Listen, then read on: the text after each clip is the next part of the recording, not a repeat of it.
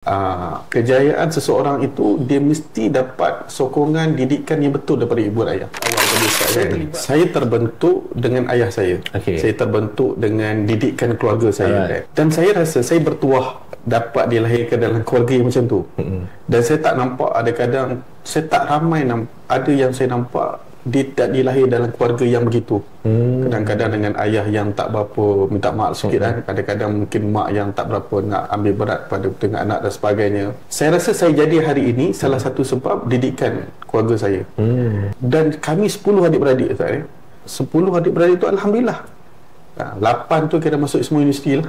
2 tu sekolah pondok lah, yang kakak dia tu. Yang ni 8 tu universiti. Dan adik saya tu sampai level PhD dan sebagainya.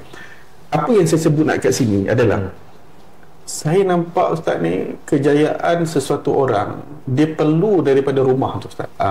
Kejayaan seseorang itu dia mesti dapat sokongan didikan yang betul daripada ibu dan ayah. Saya terlibat, tuan-tuan ni, Ustaz ni, terlibat dengan rumah pemulihan dadah.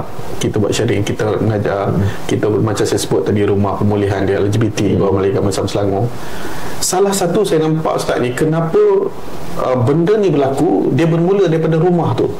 Sebab parenting, didikan daripada keluarga, daripada ayah itu, dia berlaku dekat situ. Itu yang saya nampak. Kenapa saya tertarik dengan Ustaz, soalan saya tu, Ustaz, kenapa lebih kepada keluarga, pada parenting? Sebab saya tertarik, anak itu dia akan terbentuk daripada awal lagi di rumah tu dulu. Dekat rumah dah kena rumah. Itu kalau kita baca satu hadis kan, anak itu seumpama kain putih, mak ayah dia akan jadi Yahudi, Nasrani dan sebagainya.